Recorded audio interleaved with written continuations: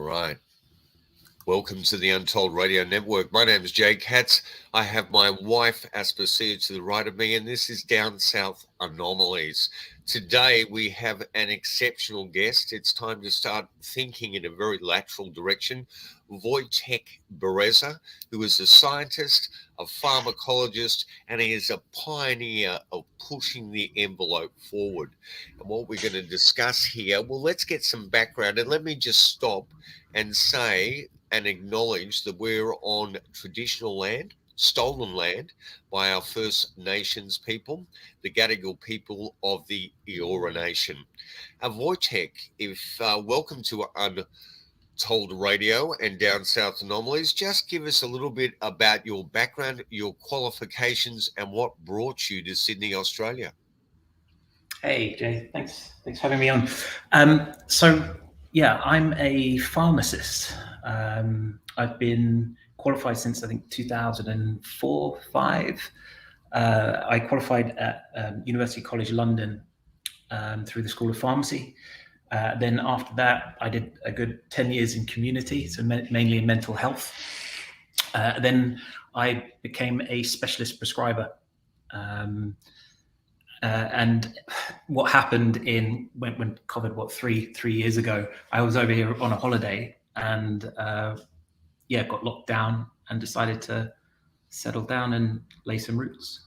So what you did was actually recreate what had happened to all the white colonists back there a couple of 100 years ago. You got trapped in this British penal colony. Explain to me about your specialist notion there. What's that statement mean? Right. So I started out working in a community pharmacy, and I've been working in one for almost all my life, professional life. And right in the early days, there were lots of heroin addicts who would come in. And back then, almost 20 years ago, drug addiction was kind of seen as a moral failing. And I just found that very, very curious. These people, they don't seem bad. They seem in trouble. And they were put onto something called methadone, which kind of puts you in this kind of like limbo state in between. And they seem to be kind of stuck in that. And that just kind of sparked my curiosity in psychology. Is there a way whereby these people could receive treatment by which they could be cured, whether that pharmacological or psychological? And that sent me down that rabbit hole. And that rabbit hole ended up exploring the notion of psychedelics and microdosing in terms of dealing with the whole spectrum of what people call mental aberrations. I think maybe just for people out there listening to this podcast, my background is in mental health as well. Nowhere near as specialized as you, but I've had some moments where I've sort of veered things over to other sides and used music as a therapy, and also saw the danger of all sorts of things from methadone to oil-based tranquilizers used that are really, as far as I can tell, they're nowhere near taking that individual to a point of recovery or even understanding what the basis of their psychological disorder is. They're more like a sedative and pushing those people aside. Now, already our audience are going, what's this have to do with the world of the anomalous? Well, as far as I'm concerned, there's a stigma attached to what we call mental illness, which just keeps enlarging itself on the spectrum as far as the DSM and that registry of disorders goes. Were these people, do you think it's a big assumption to say that these individuals only a couple of 100 years ago might have been considered the shamans within tribal communities? Oh, most definitely.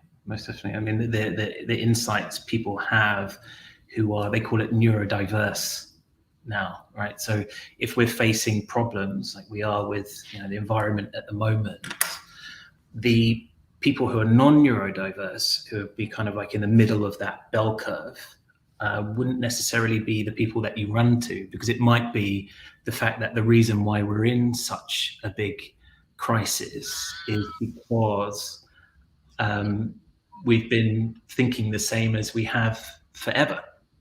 Yeah. And having neurodiversity and linking into psychedelics, which helps free from very kind of traditional ways of thinking. And it's I kind of say traditional in, pre the 1900s. Traditional meant something completely different, post the Industrial Revolution, move into business. This is just a very short space of time when we're looking at the notion of prohibiting these substances, and the substances we replace them with have become heavily monetized by the pharmaceutical industry. And again, we are seeing this discrepancy in where these drugs and who they are available to. You've got a groundbreaking notion to do with a drug that's still legal within this country, but illegal in other countries, and setting up clinic to help people with depression. And what we're seeing after this pandemic is a lot of post-traumatic stress disorder that is not being addressed. It's not even being spoken about, but it is seeped into that population. And I think in a way, it's the first time in a long time that our population, our generations have had to deal with the thought of their own mentality, their mortality, and maybe being, in the notion of a virus out there, being a spreader that can actually destroy other people's lives, not just their own. So could you just address those notions and this clinic idea that you've got? Well, I think what's really anomalous at the moment is 1 in 7 Australians are taking an SSRI. Explain to me what an SSRI is. Well, I think it was 1988, a company called Eli Lilly invented the first antidepressant called fluoxetine, which they marketed as Prozac. And I think within a couple of years, it became the most popular medicine ever made in human history. And it's just interesting in regards to people like R.D. Laing and something called the Thud experiment. Now, R.D. Laing was the big voice of the 60s, wasn't he? And in many ways started to elucidate about anti-psychiatry methods. Is that correct? Yeah, he started to question the authority of psychiatry. And I mean, my favorite story is this thing called the Thud experiment, which was he... well, amongst others, it was a group of psychiatrists who kind of got together and was like, wait, can we actually test this? Can we test the notion of psychiatry as it stands? And what they did was they sent out 10 normal individuals to psychiatric practices around the US and told them one thing: act completely normal, but say to the practitioner who you meet that you hear the word thud in your head. And these 10 normals went out and they did as they were told, and every single one got committed as insane. And after they were committed, they thought, okay, well, the ruse is up. I'll then go to the psychiatrist and say, we're part of a study, yada, yada, yada, and I'll be released. But that's not what happened. On average, each person was committed for 2 months before they were released. And they were only released when they validated the psychiatrist's diagnosis and said, oh, yeah, no, I am a bit mad, but I'm getting better. Will you let me out? And that just sent a rocket through psychiatry, and they had to rejig everything. They had to move into something called psychometric testing, which was more about kind of objective pathologies, if you will, in human behavior. So they put out masses of questionnaires to the US population, and they were trying to look at what is abnormal. And essentially they found people lack attention on certain things, people become depressed, and kind of a new diagnostic criteria came out, which then got published into something called the Diagnostic Manual for Mental, the DSMV, in the US. And it's just led to today, whereby if you use the DSMV psychometric recommended tests, and you can do, I had a look at one last night, which was on the NHS website in the UK, and it basically does 18 questions, and you can diagnose yourself objectively as depressed, those algorithms come out and say 50% of all people have a mental illness. That's frightening. Frightening, And then it's a mental illness that in our society is going to be counterbalanced by a pharmaceutical solution, which is monetized. So it's just absurd. I mean, I was seeing teenagers in the 80s on Modicate lines, which I'm sure enters into the delicate chemical balance of consciousness, creates its own inroads, and a whole myriad of other problems like physiological problems like tardive dyskinesia and things like that. And what I noticed during musical therapy is that these symptoms that were damage would be alleviated because something was operating those two cerebellums on a higher level. And it's frightening to think that we've actually fallen down that road so rapidly. I mean, this is extremely modern science, isn't it? Yeah. I find what's super fascinating in that is if you look at the SSRI, so Prozac, they're not actually curative medicines. And I was lucky enough when I was a pharmacist to see both sides of it, because I would see the dispensing side. So doctors would give me prescriptions and I would give the medicines to patients. But when I became a prescriber, I was actually the authority giving the prescription. And what was interesting with that dynamic was when I was in the pharmacy giving the medicines, I would just see people coming back for years and years and years. As I said, I was in this methadone clinic and there was the same group of people for over 15 years. These medicines aren't curative. They're 20%. Not even a good Band-Aid. They're like a Band-Aid, aren't they? No. They're not even an effective Band-Aid. It's maintenance, right? And when I became a prescriber, what I started to understand was, let's say someone comes in to a practice and comes to me and says that they have depression. One of the best things for depression is exercise. Vitamin D, getting out, socializing, all these other things. But if you think of me like as a prescriber, I'd kind of recommend that. But as soon as the patient says, I'm thinking of committing suicide, I immediately, as a prescriber, think I need to prescribe an antidepressant, a medicine, because if at that point the patient goes off and then doesn't take the medicine and then kills themselves, there could be a retrospective look at my records and it says, John came in, said he was depressed and was going to kill himself, and you didn't give him an SSRI, so you didn't give him Prozac, and then I become in trouble because of that. So it's a very perverse system. And you're talking about traditional, if you look at Amazonian culture, like pre the conquistadors coming over, especially kind of like in the north, in the kind of Mexico area, they were using mushrooms and psilocybin for who knows how long, right? And I've got this great map of, and I bring it up in some of my lectures, is you go look around the world and you go to North America, and peyote was being used by the indigenous people. Then you go to Europe, you've got something called Amanita, which is there you go, there's an Amanita right at the front there. Then you go all around the world and they have indigenous psychedelic medicine, which has been used historically. One very interesting thing, and it kind of goes full loop into what we're talking about today, is out of all of the places I researched, out of every single continent, there was one continent which hasn't got a highly publicized psychedelic culture. Is that Australia? Yes.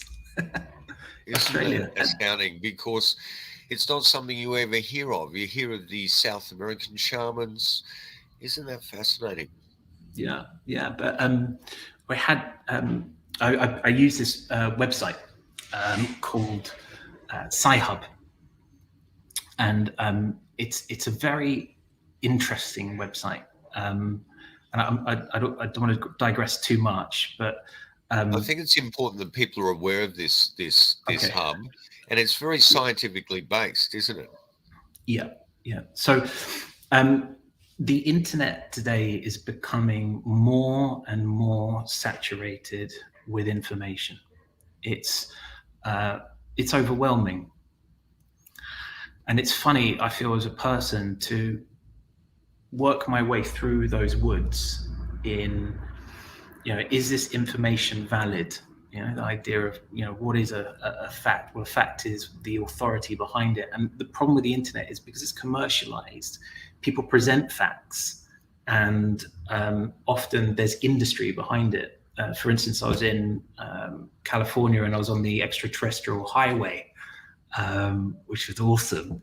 Down in Las Vegas near Area 51. Oh my God, it was so good. And we ended up going in a convertible car, and there's roads which kind of undulate up and down, and we were driving at a speed which kind of made us feel weightless. Fantastic. Oh, wow. Fantastic, so cool. But anyways, yeah, there's lots of information out there. It's difficult to figure out what we should be listening to, what weight we should give it. And what's great, and as a scientist, when I look at information and data, I look at the authority behind it, right? So, is this information coming from the Sun newspaper or the Daily Mail? Exactly. It gets weighted less. And in fact, if you look at Wikipedia and their reference sources, there's certain references which Wikipedia do not accept as reference sources. So things like, the Daily Mail, the Onion, lots of different things. But basically, they've got who's behind the curtain there with Wikipedia. Who is the person that's letting information in and out? Because it is very interesting what's there and what's not there at times. Jay, you would not believe. You would not believe. Let's not go down that rabbit hole. Let's stick on this train of thought you're talking. Yes. And so it's like looking, who should I be listening to? What's the best data? And it was just so cool with the invention of the internet. It was just like, right, we're going to have so much information. We'll be able to make the best choices. And the problem is we're at this point of information overload. So how do we work down? And it's kind of the best way I've been able to figure out in my brain is to go look at science papers. So scientific papers, they're published into certain journals. But the problem was, when I kind of came out of university, is those scientific papers, which are done by like proper scientists, they're meta-analyzed, they're very, very weighty in their authority and their robustness, right? The problem with it is they were compartmentalized, right? So for instance, if you go to Google Scholar at the moment, you can type in unidentified flying objects, or you could type in psilocybin, or you could type in any term. And what you see is only a very small snippet of the scientific literature. And that's because how the system works. Essentially, there's certain things called paywalls. One of them is called Elsevier. And essentially, Elsevier, when there's new science that comes out, Elsevier goes, "Ooh, we want it," and they gobble it all up. And then they charge for access to it. So on average, you have to pay 65 euros, or what is that, about $100, 100 Australian dollars, to kind of access this information. And the thing with information is you want to access as much as possible. So to become an expert on, or to get to really know what is going on about a subject, you have to dig through and pay these guys hundreds, thousands of dollars to get all of the papers, and then you can get a proper view, right? But then what happened was there was a chap called, and we talked about it earlier, Aaron Schwartz. That's right. And he was a real internet activist, wasn't he? And late great Aaron Schwartz, he took his own life because what had happened to him legally, evidently. Yeah. Explain that story. So he understood this idea of these scientific papers hidden behind paywalls. And, it's not just bad for people like me, scientists in the West, it's horrendous for people in the third world, right? If I can pay 65 euro, $100 to get this, what is someone in China or India who gets, God knows how much they get a day. That's a couple of years wages. So it's just, and by protecting that data, you're hiding away cures for different diseases. So there's an ethical side to this, which is just like information should be free. Scientific information should be out on the internet, and anyone should be able to access this. So Aaron Schwartz. The ironies there is that this is taxpayers' money usually that has funded. The people have funded this research and development, and yet they don't have access to it. It's horrendous. It's horrendous. So Aaron Schwartz figured this out, and then he was at MIT, and he said, right, I'm going to be the one person who goes to Elsevier, to these different platforms, and I'm going to download it. I'm going to download it all onto a USB drive, and then I'm going to go and make a website, and I'm going to publish it so anyone can have a look at it. And what happened, he went to MIT, and because how he downloaded them, they had a protection mechanism within it, which logged his IP address, which essentially gave his name up. The FBI come in and they get him on 10,000 counts of copyright infringement. They say, you're going to go to jail for God knows how long. And yeah, he killed himself. But what happened was that terabyte drive, they didn't get it. It went back online and got distributed through something called the torrenting system. And everyone, all the publishers were quite pissed off. But then a lady called Alexandra El-Bakian came along, which is from Kazakhstan. She picked it up. She got a website called Sci-Hub, and she published all of the papers. And she opened it up to other scientists like myself and said, hey, if you ever come across a paper, and unfortunately it's copyright infringement, upload it. Yeah. And lots and lots and lots of scientists around the world have. And essentially it's the biggest compendium of scientific information on the planet. It's kind of like, the Library of Alexandria. Yeah. So it is a site that we need to go to actually look for the purest scientific data to assist us in all research. Yeah. That is fascinating. She is a real champion against all odds. Now, why didn't she end up with a legal battle on her hands the way that Aaron Schwartz did? Has times changed? Firstly, because she's being supported, right? So Aaron Schwartz, it was like the initial thing, and it was just like really, really quick. No one knew about it. And secondly, it's sad that those people that break the ground become the ones that have to pay for it, and all of us later on come walking in and get access because of. And secondly, and secondly, what gives me super hope is she went to India. Right.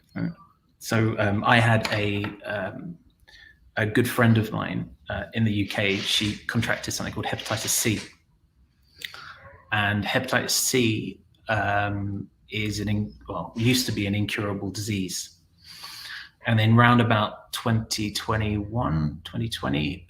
they came up with a cure, the pharmaceutical industry. And what they did was they said, for this pot of medicine, it costs £100,000 for you to cure your hepatitis C. And the problem with hepatitis C is it affects people who are they don't have any money. So the government kind of put aside a few tens of millions of pounds, and it just got saturated. And so what happened with her is she couldn't get it. So what happened was she ended up jumping on a plane and going to India, where copyright laws are different. Right. And they had a copy of the medicine. They administered it to her for, I think it was about £1,000, and it cured her disease. I've had friends come back from the brink of death with that recent cure. It's quite phenomenal. But once it gets monetized, it's no longer accessible to the bulk of humanity. And the bulk of humanity don't live on these exceptional incomes. They can't, because the reason why they are there living on low incomes is because the entitled the wealthy can live their lifestyles, and it's, you know, without this bulk of the population being so disabled, you're not going to have this wealthy upper class. I'm very curious to hear what you intend to do in terms of this clinic in Sydney. And I'm also would like to ask you at the same time about how you perceive consciousness. Do you see it as a strictly chemical point of view? So the first one is a clinic in Sydney would be fantastic.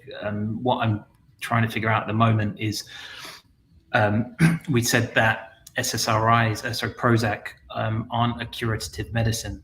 They're kind of like methadone. They put you into this kind of holding pattern. The idea is it stops you from killing yourself, so then you can go to talking therapy, and then you can work through it, and then you'll get out at the end. But in reality, the prescribing of Prozac is super, super cheap. I was buying it in my pharmacy for about 12 pence a packet, so 28. So there's not a huge issue for the government to give it to people. But the thing that costs a lot of money, which is human time, it's difficult to obtain talking therapy for it to become curative. So that's where psychedelics come in. There's studies which say it's curative between all the way up to 70% after one dose, right? So it's extraordinary. It really is. And that's why we're going through something called the psychedelic renaissance. But every time I talk to people about it, they say, oh, but the problem is psychedelics are illegal. And my reply is, well, they're not. It depends where first you are in the world. You know, if you go to Portugal, Oregon, Jamaica, lots of different places around the world, it's accessible. And apart from that, there is one psychedelic which is legally available on prescription in Australia, and it's esketamine. But the big problem with esketamine, know that from its street name of like a horse tranquilizer. When it's in the illegal market, explain to us what ketamine actually does. So ketamine is actually what they call a general anesthetic, right. And it's a bit weird. It's kind of it has the effects of psychedelics, but it's actually in something called the dissociative class. I don't know if you remember. Have you seen there's like a Netflix thing about some Thai kids in a cave? Have you seen that? I've seen this. Oh, it's great. So there's a cave in Thailand somewhere, and a kids football team goes inside of the cave, and then it rains. It becomes monsoon season, and the caves fill up with water, and these kids get stuck in this end cave. And the Thai government are like, well, how are we going to get them out? The monsoon season finishes in 3 months. What are we going to do? And the way it ended up, which was just absolutely incredible, was they got American SEALs, not actual SEALs, like Army SEALs, Navy SEALs into Thailand. And one of them was a doctor who swam through all of the caves, administered the kids ketamine as a general anesthetic. So this is how safe it is. He was giving it to kids, and then a team of them swam out of the caves with the kids. So there's a whole football team. I think there was 13 of them. They all survived. Remarkable. I think when you consider what you just stated to me, I mean, on quite a few psychoactive drugs, we've been so misinformed. Prohibition, the illegal market, and all those notions come in to control the flow of access to materials like that. Yet the human body itself naturally produces all this to begin with. DMT, with marijuana, you've got your receptors there. Can you explain about that too? And I'm sorry that I interrupted you then, but there was a thought popping into my head. So firstly, really quickly to like address the taboo of psychedelics. And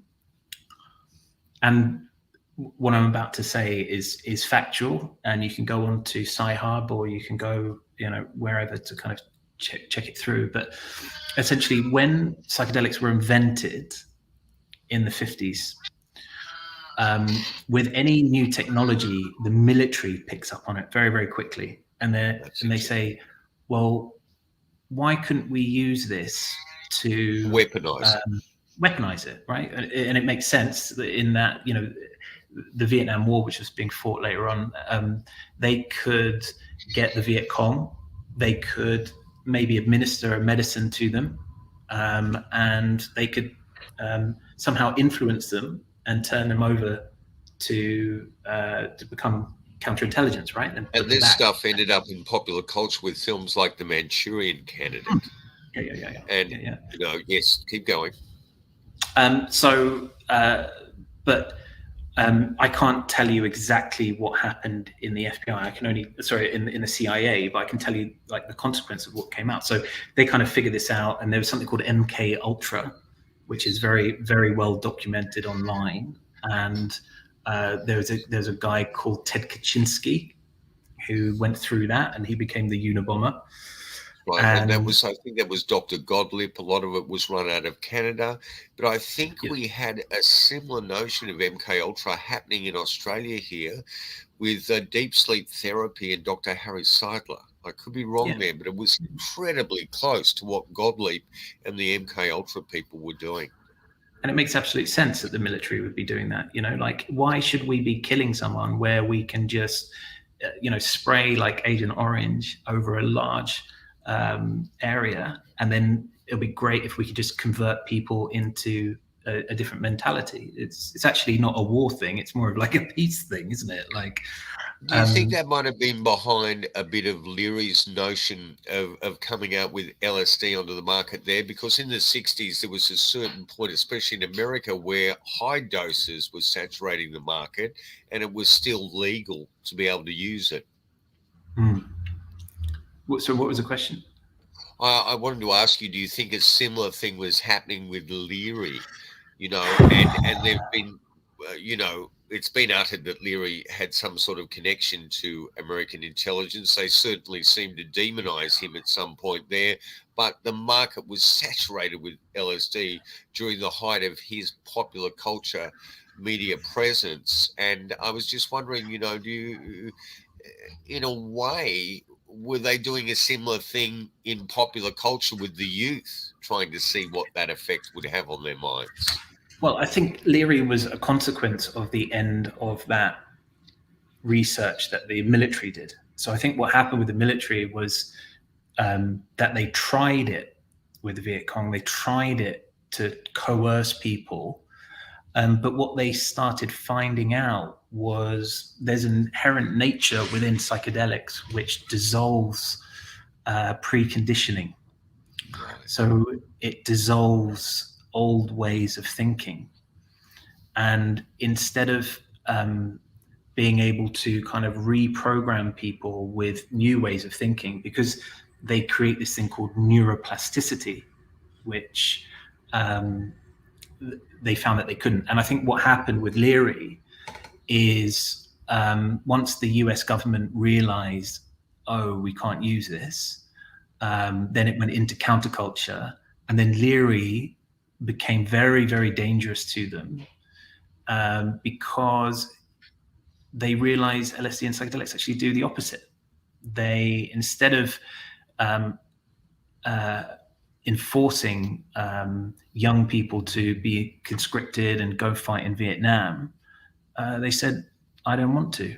And Leary, they called him organized authority. And I think that even a problem there in terms of marijuana use, being a psychedelic itself, actually led them down that route.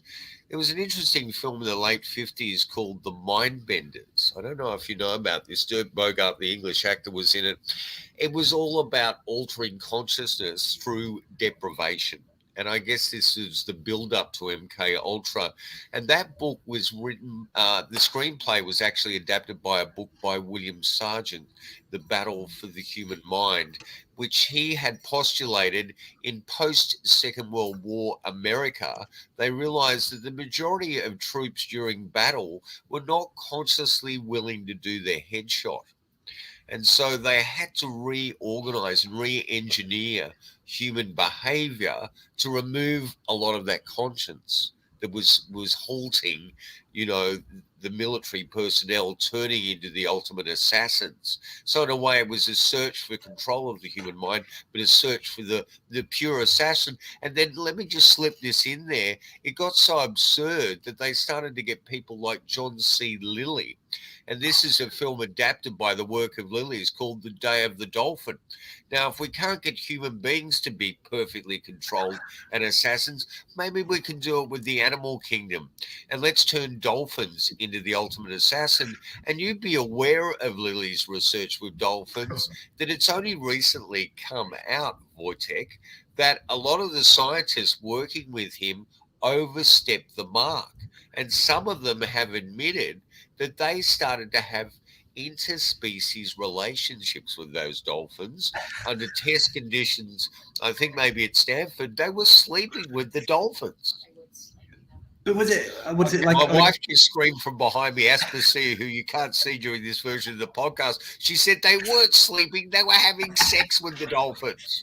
So they weren't just hugging, they were just like no. Getting full They on. lost the plot there completely. Oh God, yes. Yeah. And John C. Lilly and that film Altered States. Yes. That awakened me to psychedelics, and it actually awakened me to something called pivotal mental states, which is psychedelics are a causative. The way psychedelics work is they cause something called a pivotal mental state, and we kind of briefly touched on. That's it. Well, great poster. It's an incredible film, but it's another film that takes you to a point of you think this is a transpersonal, transformative experience, but it demonizes it.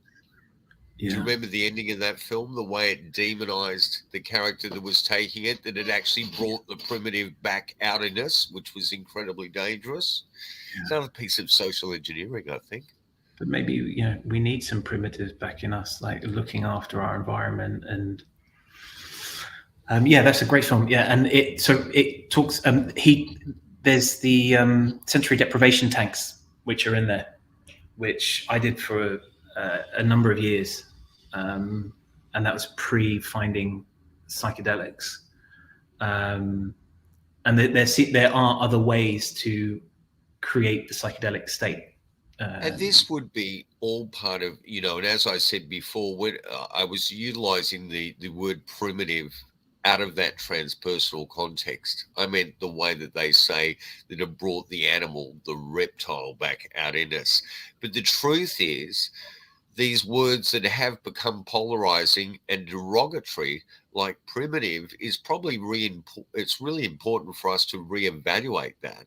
Because if we look into prehistory, we see much more harmony with the natural environment around us and a use and understanding of that environment. I mean, can you explain to me, is it the chicken or the egg? How did they realize what plant-based medicinal cures to utilize, like in areas like the Amazon?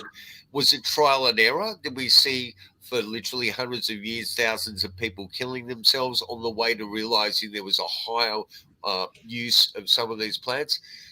I have read, and through the work of Terence McKenna, that these plants actually told them through their intuition. Yeah. I love Terence McKenna, don't get me wrong.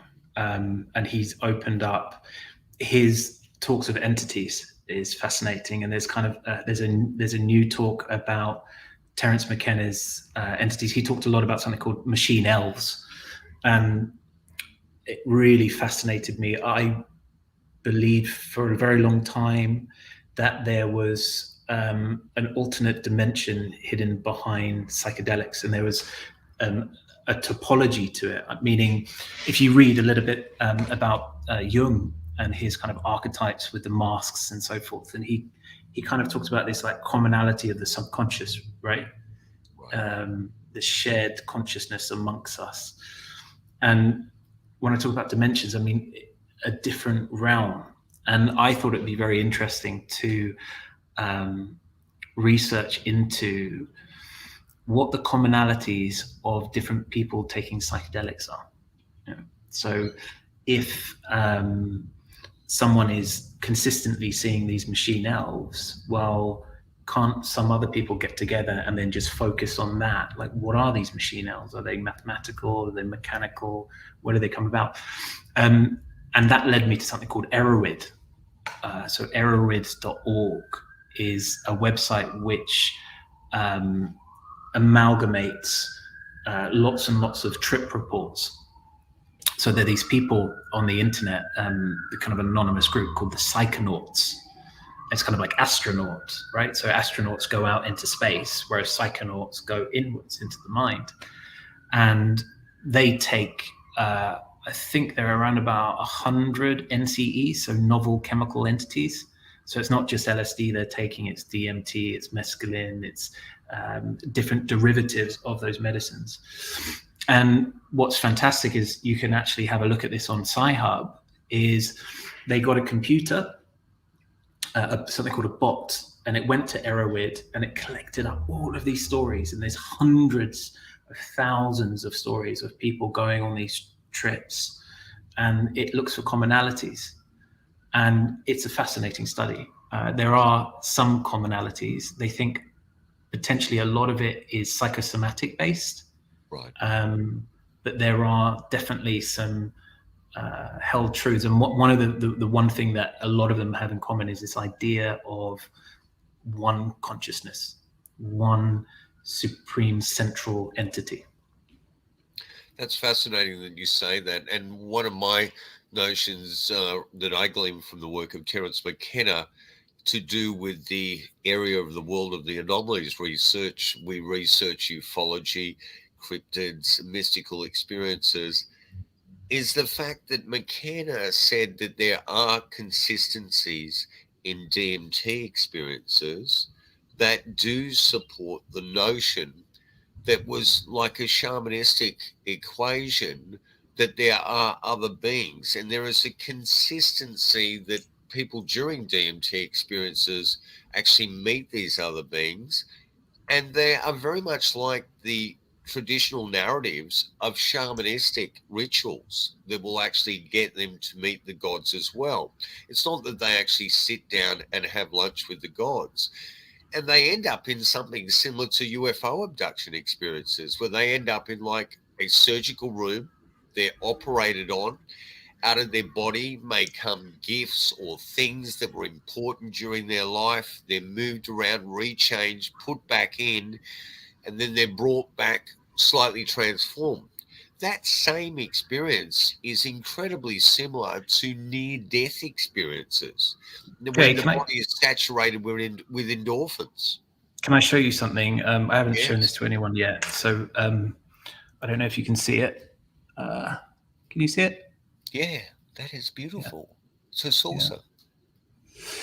Yeah. Is that definitely a saucer? It's not a mushroom, because we actually we had a mushroom with a human being we've got actually on our title card for this podcast.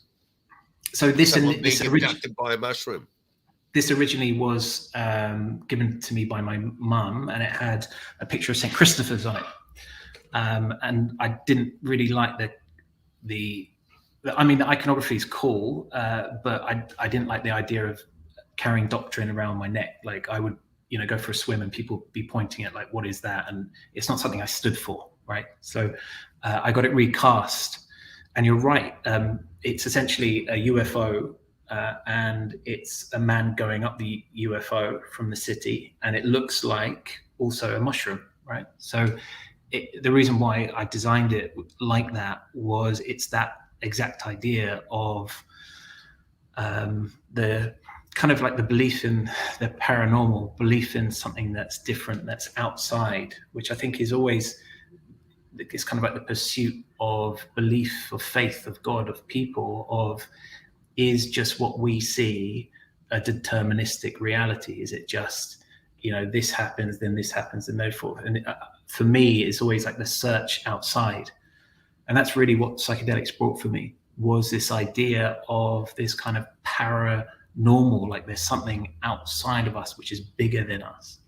I think these are incredibly profound words for a scientist to be articulating. And most scientists that have given us historical breakthroughs are the ones that, sit on the fringes of science with an extremely open mind, willing to look into their peripheral vision. I've reached a point where I've got a little invisible college of doctors, ex-ministers, and people like that. We throw these ideas around, and we're beginning to believe that the prefix para should be taken away. This is highly normal human behavior. To have shamanic experiences, to have experiences where you perceive that you are in the wake of other entities. I think the biggest problem with reductionistic thinking is we have to bring it down to like the digital world we live in a box that has walls that don't open out to expand our philosophy.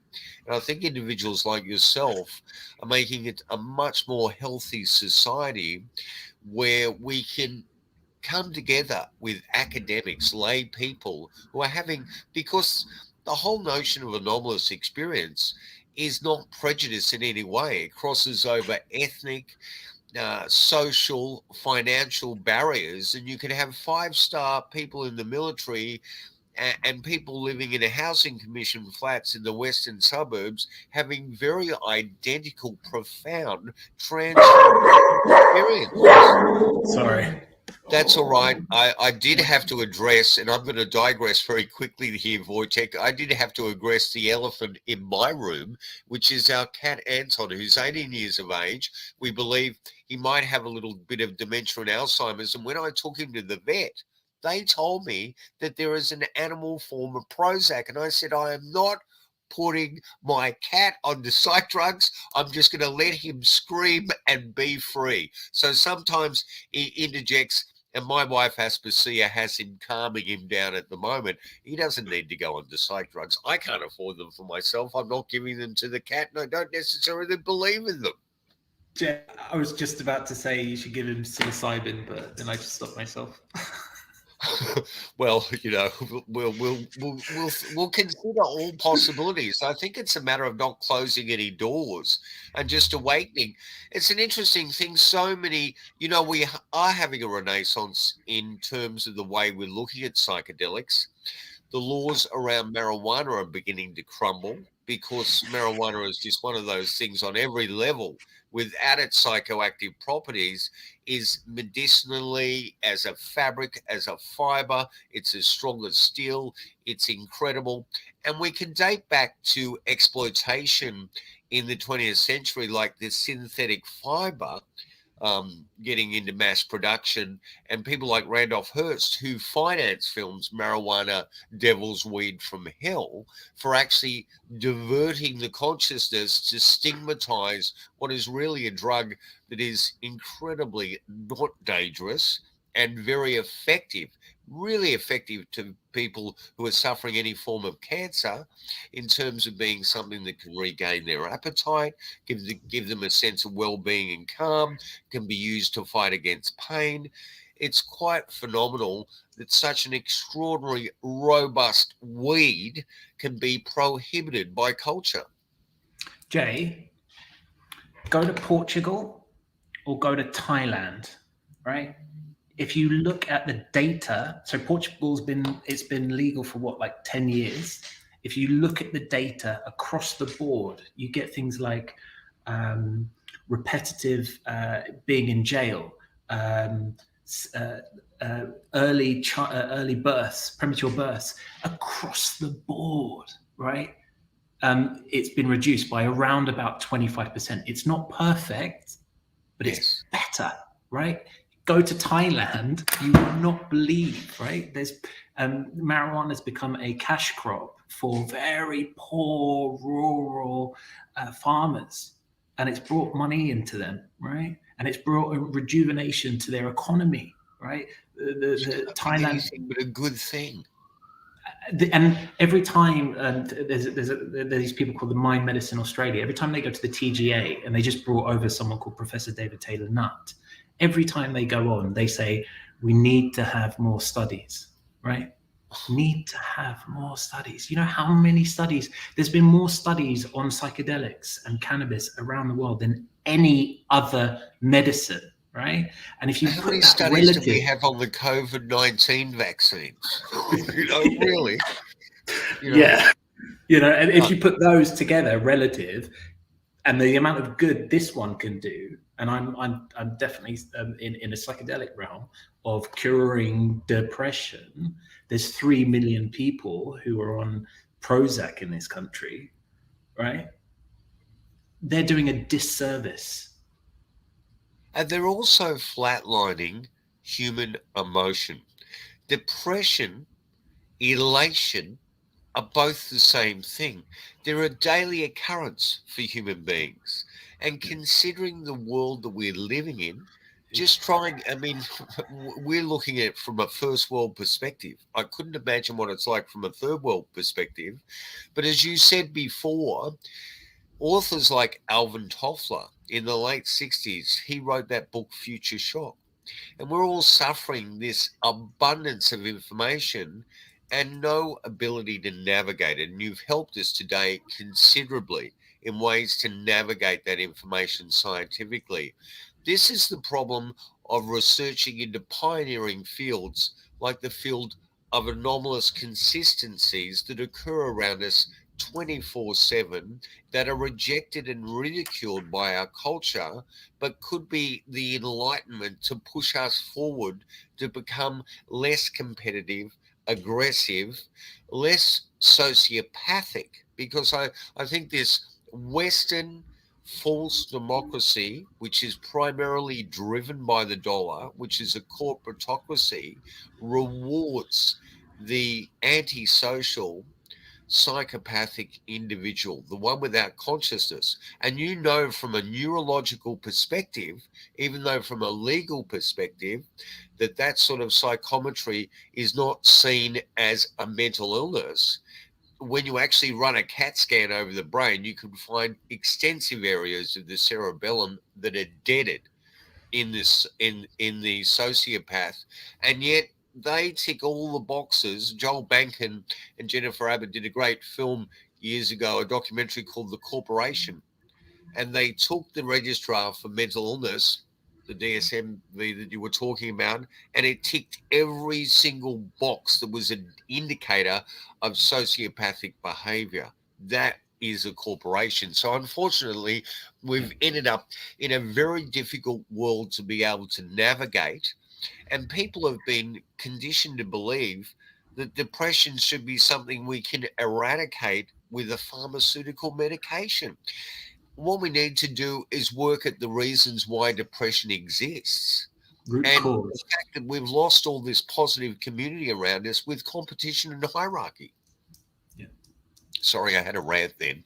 Yeah, root cause. That's what I was trying to get at, right? It's that if there's one thing that I've had that's just gone through my professional life and my personal life is, instead of just dealing with the symptoms that arise out of something and trying to put a band-aid on it and just keep it stable, you've got to go to the core.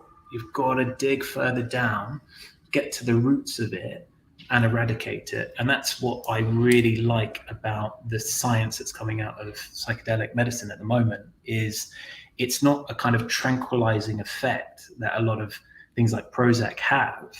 It's going underneath. And interestingly, David C. Lilly, who we mentioned earlier, I think lots of people think he's crazy, but one thing he came up with was this idea of something called a coex, which is kind of, all these traumas that happen in every person's life, they build up and they get fatter and fatter and fatter and fatter. And when it gets so big, it precipitates over and you get things like the symptoms of depression. And he said that what you've got to do is try break that down. And one way to do that is through talk therapy, which can cost a huge amount of money and take 10, 20, 30 years. Or you can break that down in some way with a pivotal mental state. And there are other ways apart from psychedelics, which I mentioned. Esketamine is legal in this country, but you can do things like stroboscopics. You can do things there's other things around there that are possible. Now, maybe explain to us stroboscopics, and this goes back to rapid eye movement, doesn't it? And this is a non sort of pharmaceutical, it's not invasive at all. It's just replicating. I mean, in a way, it's sort of like lucid dreaming. Am I correct, or am I wrong in that assumption?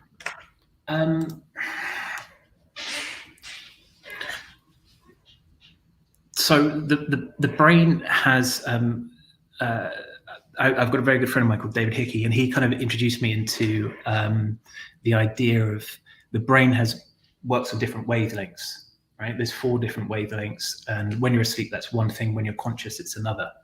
So, and they're identified as alpha, beta, and theta. Yeah.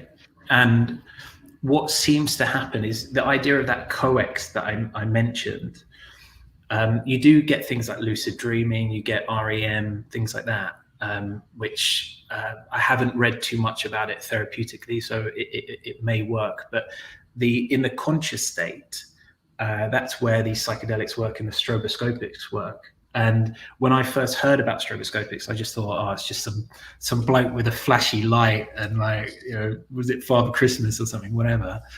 But I researched into it. And I went further and further and further. I looked it up on Sci-Hub, and it actually there's a paper about a chap called Purkinje in the 1800s. And what was really cool about Purkinje was he had a patient who was on horseback, right? And he was going down a road, and on the side of the road was a fence, and the fence was had multiple stakes, right? So he's riding his horse and the sun is behind the stakes. So what happens is he has this flashing in his eyes, and he hallucinates. He actually sees a cross, and it's a religious experience like Leary's LSD Good Friday experience. Like people think when they're on LSD, they think they're touching God. But it was just really interesting in that he had like a hallucination. And he did more and more research. And basically he found out up until kind of modern day, there were some studies in the 70s of this, but he figured out that the eye essentially is an optical receiver, and it's sending a signal via the optical nerve into your brain, into the occipital lobe, right? And what he figured out was that there's a transmission in there. It's electricity, and it works at 5 to 50 megahertz, right? So there's a frequency, and what you can do with stroboscopics is you can flash the light at the same rate as the frequency in the optic nerve, and it temporarily makes your brain think, oh, what's going on? And it kind of it puts up like a screensaver. You start seeing shapes, colors rotating, and I've done multiple experiments with David around on different people, and one gentleman who we did it on said this is exactly like DMT. So that kind of got me down the route of pivotal mental states, stroboscopics, and psychedelics. And I think in a sense it sort of makes sense. I mean, I think human beings seem to pull out the complex anatomical machinery of the human body and recreate it in a technological sense outside, like the microcosm of the macrocosm. And, you know, the deeper we go into the macro world, the more it starts to sort of reflect our cosmos in many ways. And I believe the nature of, you know, the more we go into the human DNA, we start to see things that look very similar to binary code. And in a notion, I think that, you know, we're actually stepping into something we're extremely familiar with, but we've lost complete intuitive touch with. And one way to go back there is to microdose. And to microdose, to me, makes a lot of sense as opposed to like an oil-based tranquilizer. It's such a small dosage that the notion of even feeling the psychedelic effect is sort of invalid. But it's like rebooting your computer when everything goes to hell, like technological problems we have all the time because of the congestion in the system. We need to stop everything, restart it, and do it properly. And I have friends now that suffer what are called bipolar disorder. Years ago was termed manic depression. I love the way they just keep changing the semantics on this stuff that makes it deeper and darker as we go along. And they go to ashrams where there's silence, they microdose, and maybe 5 to 10 days later, there's quite a few effective ones in Katuma. They come back out and they don't need to go onto a pharmaceutical based regime. Now, I wouldn't recommend that to everyone. I've worked extensively with the mentally ill, what you call the mentally ill, what I term the shamans, the enlightened ones. And I don't think it works for everyone. Sometimes I think that a tiny bit of medication, unfortunately, we don't live in a culture where that medication is monitored, and it should be monitored and reduced. And those people should have support 24/7. We don't live in that world anymore.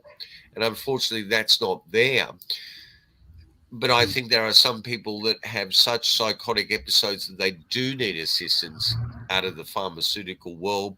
But I really believe if we took the time and we supported those around us, which I'm sure happened in tribal communities when the shamans started to sort of appear to be enlightened by the gods, that the tribal community would come in and assist with their hygiene, their food, and glean the important information out of them that they needed. Yeah.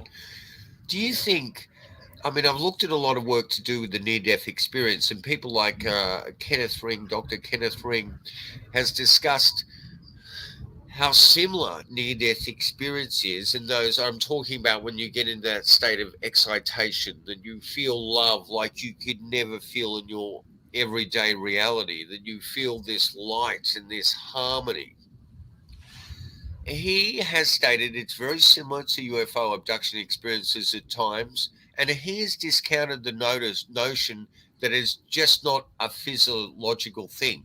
Do you think endorphins play a role? Are they the sole cause of that excitation of the human mind during that point of maybe possibly bodily death, the heart breaking down, or there's something else happening? If you go to Sci-Hub and type in near-death experience, what pops up is there is an international collaboration that collects near-death experience reports, and then it breaks down what is actually happening. One bit is this kind of, and there's kind of 14 main points which occur, but the most popular one is, you feel this kind of like elation, enlightenment. The other thing that you get is something called an OBE, so an out-of-body experience. And that's really unique, Voytek, because what happens there, and there's scientifically based evidence for this, is that sometimes people have 360-degree ocular vision. And during that time that they might be levitating off their operating bed and seeing themselves, they notice that there's dust or a piece of old tissue sitting in the light fitting above the operating table, something that they could not possibly be aware of. And when they come back to consciousness of life, they point that out to the nursing staff, they go up, and there it is. Yeah, it's quite well documented in the data. Obviously, they don't have a massive sample size, right? So although I read something like 10% of people have near-death experiences in their life. So is it that it's not the fact that it doesn't occur, it's just the fact that it's not being collated, right? And I think that big problem occurs with, medically reducing it down to things like endorphins flooding the body. And this is a delusional state to assist you dealing with the pain. But obviously, the reports I've been reading and the correlation by doctors in the field, there's something else going on here. You don't get 360-degree ocular vision that you can peer review in the midst of something that's quite delusional. Yeah, there's definitely something else going on there. And that's what I feel about with the psychedelic experience. There's something there that is supranormal. It's like outside of our knowledge. My worry is whether science can get there. That's the problem, because it's so subjective, right? Like, Yes. all of the reports are inside of people's heads, so you kind of write it down and you try and understand it.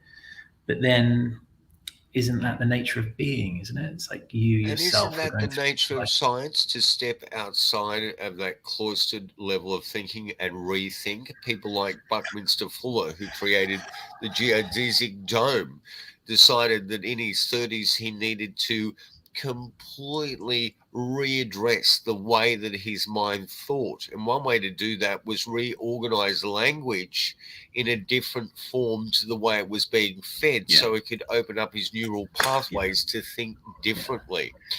One of the extraordinary people I've come across, and you probably have as well, in the 50s, the crosses over into both worlds, is Andrei Puharich. Do you remember Andrei Puharich? He was the man that actually took Uri Geller to the public. And Geller, you remember, did all the spoon betting and stuff. Very early in the piece stated that he'd had UFO experience in his native country. And this was one of the things that led to him having this incredible psi power. Puharich went on television in the US with an episode that's been suppressed, but you can still see poor quality copies of this on YouTube. It's only 25 minutes. It was part of an anthology series that was very similar to Twilight Zone before Rod Serling's Twilight Zone hit the TV. It was called One Step Beyond. This was the only real documentary episode of the entire series, and it was called The Sacred Mushroom, in which Anthony Newley, the TV host, under the guidance of Puharich, goes down into Mexico, sees a ritual by the native Bruja in which they're trying to track down a stolen mule, and using the mushroom, they're able to get into a trance-like state and be aware of the person that had stolen this mule. They bring back the sacred mushrooms to Puharich's garage in the US, and then on television, they film the host of this show. Actually, it was John Newley, I think. Yeah, John Newley. I got his name wrong there. And we said David C. Lilly before, and it was John Lilly. So the Johns are getting in front of the Davids or whatever. But the host starts to trip out on late 50s TV and proves basically then and there through a series of experiments that his PSI, his telepathic power of his mind, is exponentially expanding due to the use of this psychedelic. So if you go onto YouTube and you punch in One Step Beyond the Sacred Mushroom, you will see a piece of television that I doubt could even be done today. It is a profound episode, and it literally shows that science was at the doorstep of psychedelics in the 50s. And I think you actually hit the nail on the head. The fact that it became part of this weaponized intelligence community dabbling extent made me think, too, why didn't we hear about DMT in the 60s? We heard a lot about LSD. We didn't hear about DMT. And maybe it was because on DMT, people do seem to have highly consistent, more effective transpersonal experiences. I think when Wasson got in the 1950s, he, I think it was Life magazine, he went into Mexico, into Oaxaca, and found psilocybin mushrooms. And I think that was one of the first instances, alongside, was it Hoffman, who did kind of LSD. And I think when both of those things came out, I think the US military, I think, started realizing that they're similar, but they're kind of one and the same. And I think maybe the reason why DMT kind of got put to a side is because they just classified them as psychedelics, and they were like, right, this one is they're all pretty much the same, although they differ, right? DMT, the main reason different psychedelics differ is something called pharmacokinetics, meaning like how long they last. And the very interesting thing with DMT, is very quick. It goes in and it goes out really, really quickly within 20 odd minutes. Psilocybin is around about 4 hours, and then mescaline and LSD are around 11. Yeah, and that can become exhausting and actually send people, because they have that drop in, is it dopamine or whatever, into a bit of depression after it. I think the thing is with DMT, it's such a short period that people are much easier to recall what they're experiencing, and what they're experiencing consistently at times, from where modern science is today, seems to step into the realm of quantum physics, seems to step into the notion of like entanglement and specifically other on DMT. universes. Specifically on DMT, specifically on that drug. I think I'm aware of many people that I know that have actually gone over and, instead of utilizing DMT, they have gone to South America and had the ayahuasca experience, which I believe is really incredible in terms of breaking people's addictions to certain drugs. I know people that have got off methadone. Now, methadone is harder to get off than heroin, isn't it? More dangerous. Yeah, I can talk about that for an hour. But yeah, which is absurd that they put you on a drug that's more addictive and more dangerous. It's got a longer half-life, so it lasts in your system for a longer period of time. So yeah, it doesn't have this spike, so it gets out of your system and it takes a lot longer. I just want to go back into something very quickly. In how I was saying, there's psychedelics in the US, so you've got peyote and magic mushrooms, and then amanita, which is part of they think something called hebane and mandrake, which are very common ingredients in witches' brews, are psychedelic. So the idea of, let's say, fly ointment, which is very well documented again on Sci-Hub and on Burn Zero. There's a lot of information about what witches were doing. But then you get back to an Australian, you just said about ayahuasca and DMT. Well, weirdly, there is DMT in something called acacia, which is a species, specifically in something called golden wattle. And it grows everywhere in Australia. It just needs to be, and there are shamans, they work outside of the law, obviously, who extract it, and they work with patients. So there is a Australian version of ayahuasca. It's just not very commonly talked about. And we've just hit the controversial aspect of our podcast as people run from the computer and run out to find this. And what we should say is that it's really important to make sure that you've done a bit of research with the person that's going to be your support person, or the person that actually gives you access to this material, because a lot of this stuff can be highly toxic and poisonous as well, like datura, which is psychoactive and grows in my old family home garden, So you have to exercise caution. I'm really taking a lot more time than I wanted to with you. I know you've got a lot of commitments. Your generosity is astounding. I wanted to talk to you very quickly about consciousness, and that we're reaching a point scientifically and medically where we're beginning to have to reassess where we perceive consciousness to be physiologically.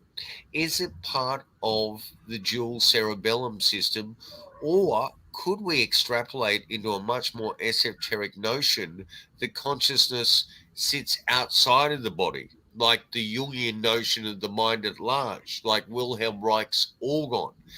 Is there any valid research or information to support this notion, or is everything we think purely physiological, contained in ourselves? There's a couple of school of thoughts.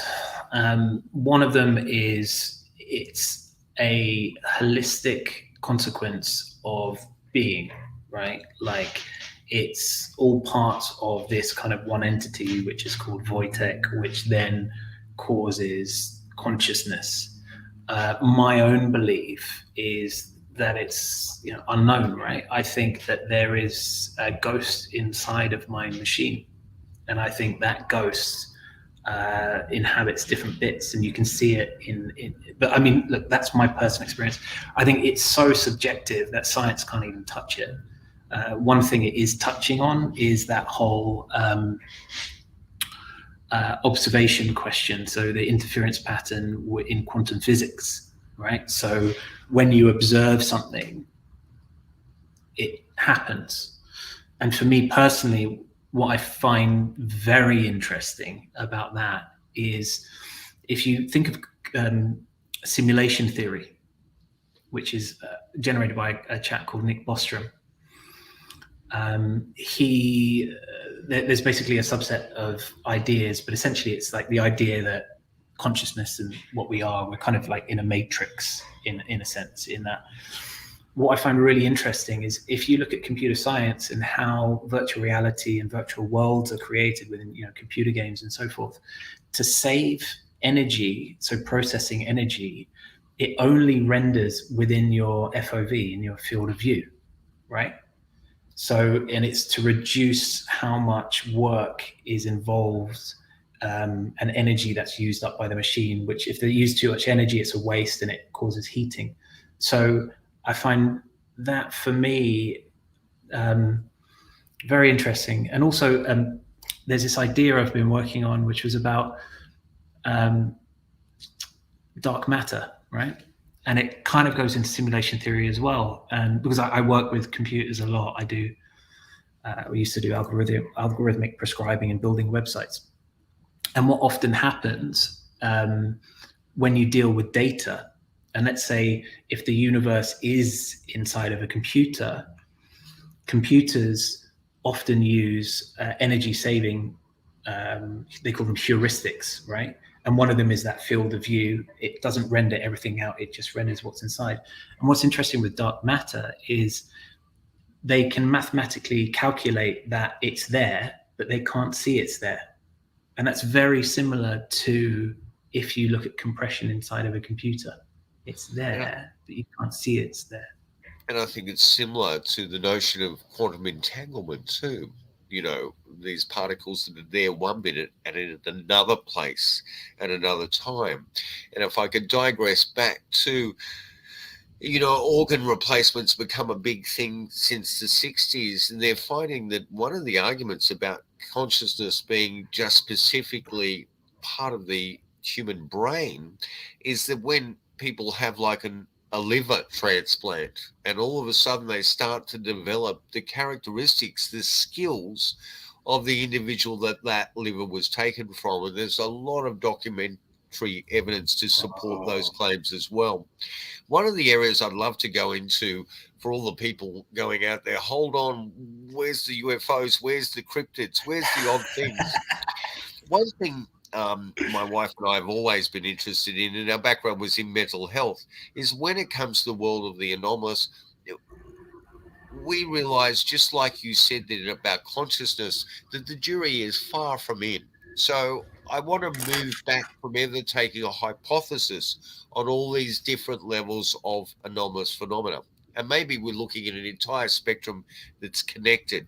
Whitley Strieber, who wrote the book Communion, recently did a great documentary called The Visitors, and in that he spoke extensively about data that I didn't even pick up on in the 80s, that he was not only seeing the grey aliens, he was seeing his dead parents. And there was that notion of a crossing into the world of the paranormal, the ghost-like thing.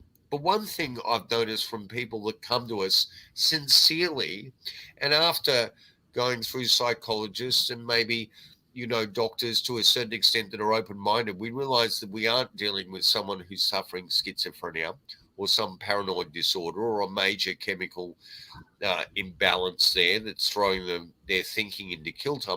But what they are showing is signs of post-traumatic stress disorder. Now, is it possible to get post-traumatic stress disorder from a hallucination, from a drug experience?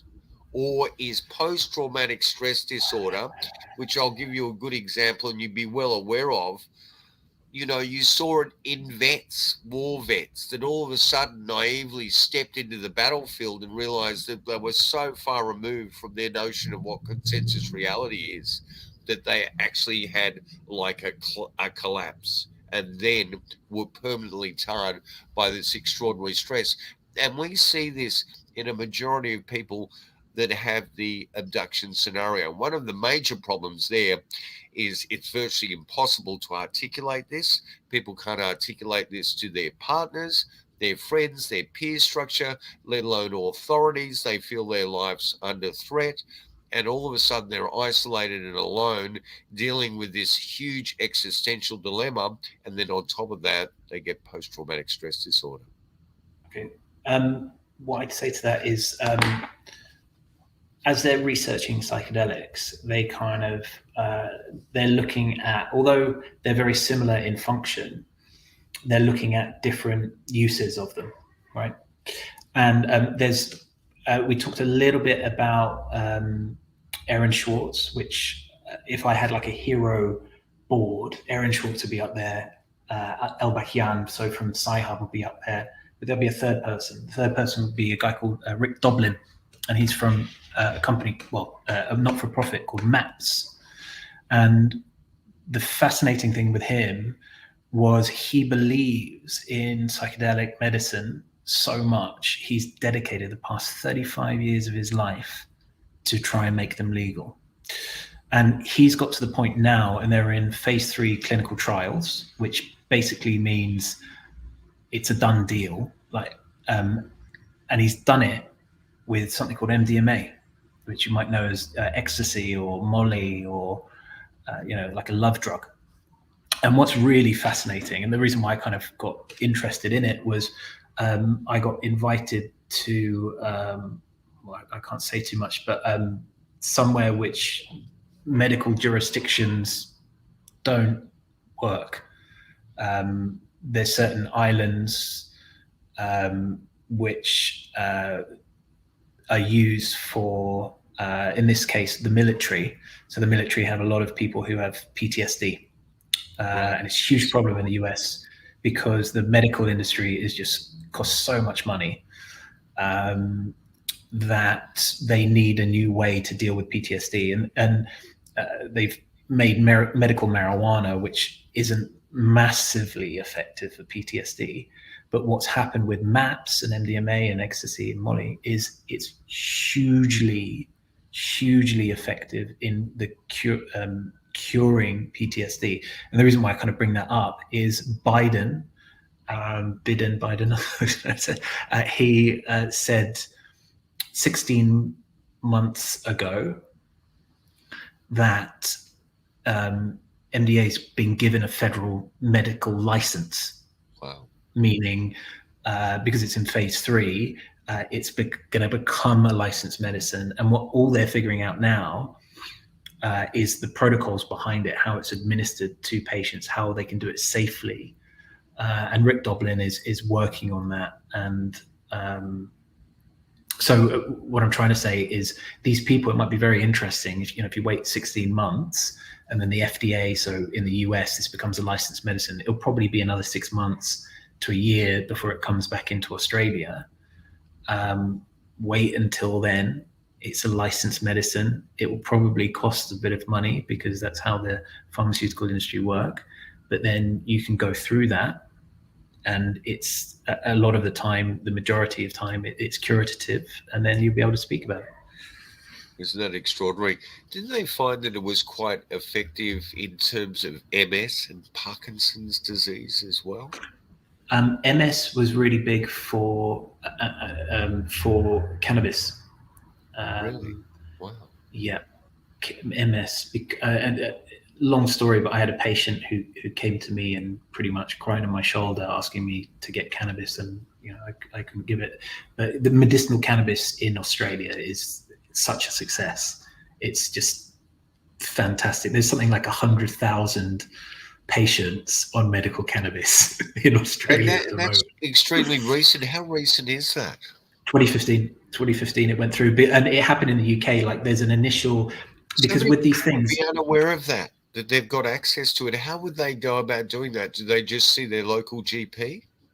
Jay, you can go online now, type in cannabis prescription, right? There's a telehealth module because since COVID, a lot of bad things happen in COVID, but one kind of good thing was telemedicine, right? You can actually see a doctor if you're living in Perth or you're living in wherever you are, and you can see them through a screen. You ask questions. It costs around about $400 beginning to end. And you can access medical marijuana, and it's completely legal, right? And as I said, even with ketamine, S-ketamine, Spravato, it's made by Janssen Silag, it has a license in this country. But the big problem around this is the disease burden in this country is generally affected. The people who have diseases are the poorest people. But the problem is these medicines are available, but they're super, super expensive. Cannabis is falling in price massively. But my bugbear at the moment is the psychedelics, right? So when MDMA comes out, when ketamine comes out, when all of these medicines are recognized for the science that anyone can go and have a look at, and they've done studies in Imperial in the UK, these are very, very massive institutions, right?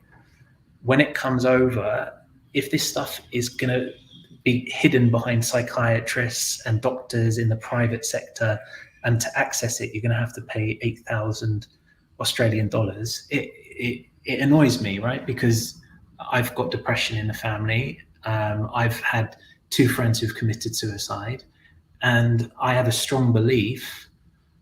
Is it a belief? No, I know that this could have helped. Let's eradicate that.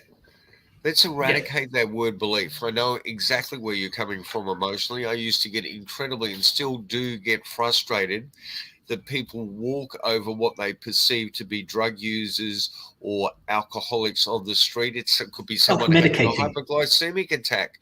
And then they're self-medicating. It's not a moral deficiency. It's not this person's bad.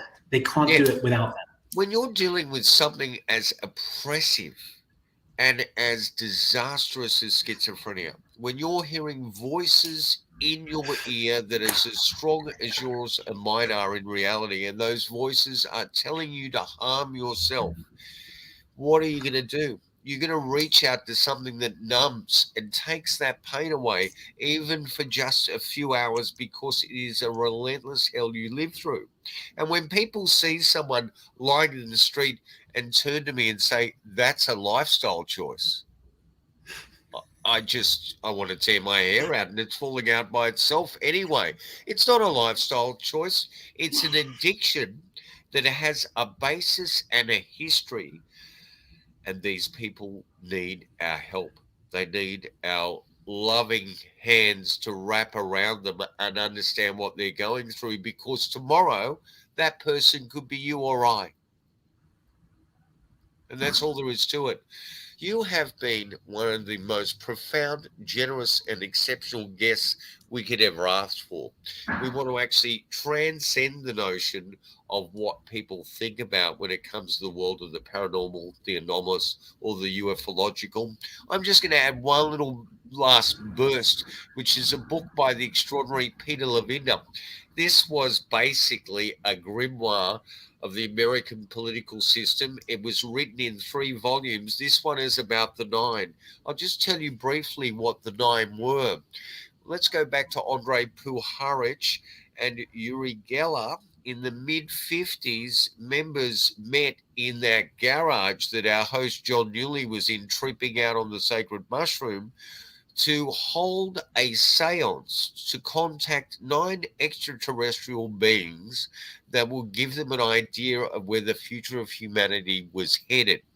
In that room at that time was the creator of Star Trek in the mid-50s, like nearly 14, 15 years before Star Trek was on TV, Gene Roddenberry. Andrei Puharich was in that room. Members of major corporations and the military were in that room. And we are led to believe that any form of that transmediumship, that esoteric notion has no validity in reality. But there is proof there. Just have a look one day at this one volume of an extraordinary trilogy called Sinister Forces by Peter Levine. And there's so much more to this world we live in. Maybe we're three-dimensional objects getting a glimpse of a fourth dimensional world.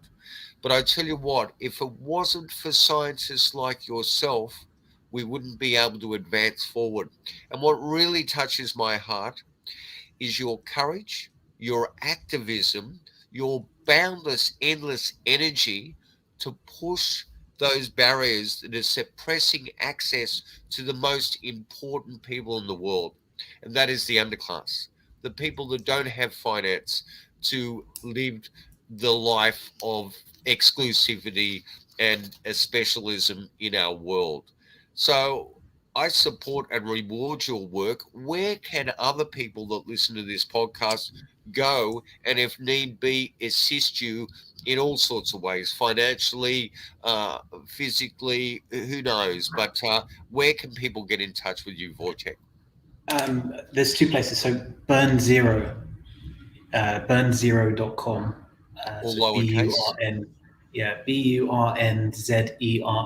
burnzero.com is kind of the hive. I work with other people, so to make sure that the science that I'm getting into is not framed incorrectly, because you can really prove anything nowadays, because there's so much information out there. You can just feed someone this bit of it, this small window of it, and you can make them believe anything. So I work with a group of other scientists on burnzero.com. And if you want to follow me personally, I'm on Voytek, Voytek, Bereza, on Twitter. That's my Twitter handle. Now, let me ask you, there's a lot of debunkers in the scientific community of the world of the anomalous.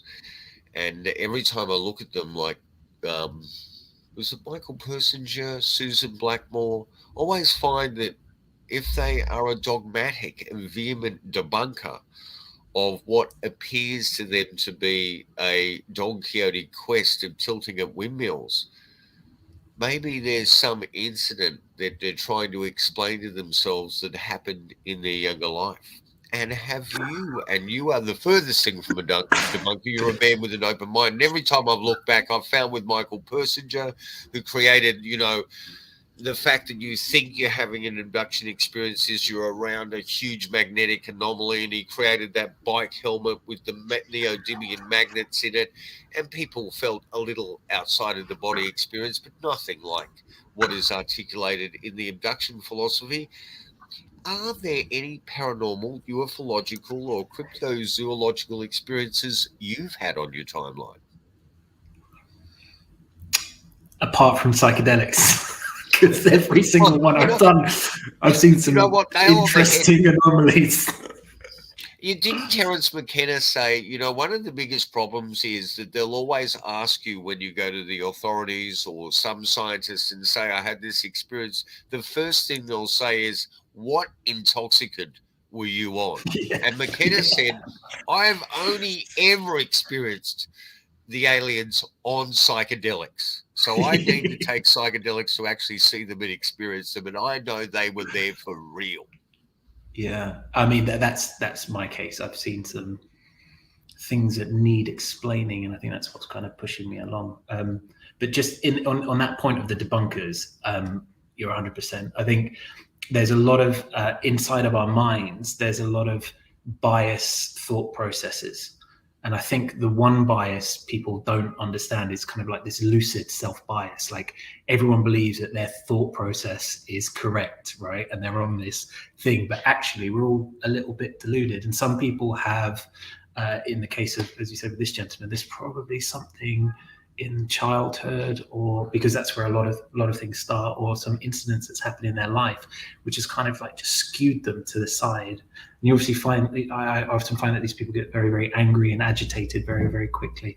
And I think one way to break down a lot of those people is to talk about, do you know yourself? Like, do you know your own biases? Do you know about the sources of the information that you get this stuff from? And I think once you can get to that, and then you say it as well, you're both kind of vulnerable. And I think then you're on the same level, and then you can have really good conversations with people. And it's all about a debate, and it's a debate without a conclusion.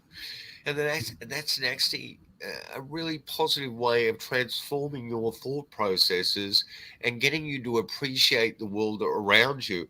I totally believe some of the most ludicrous narratives that have come past me could have some basis in truth. All our perception is highly individual, based on the way that we've been wired, a little bit of nature, a lot of nurture. And we shouldn't be prejudiced against any of those thoughts. And what astounds me about yourself is that science does have a lot of people pushing the barriers of science, but doing it in an effective way. I think skepticism is a truly important thing, but I've yet to meet a card carrying skeptic that hasn't got a little bit of the bloody mindedness, self-opinionated bastard in them at times. It's not dogma. Skepticism should be balancing the narrative against the scientific evidence. And I think that when we do that, we don't have a problem. When it comes to psychedelics and your own self-medication, exercise caution. But if you can't exercise caution because you suffer the impending weight of depression and dramatically need to self-medicate, then I'm not going to pass judgment on you, because I'm a flawed individual to begin with anyhow.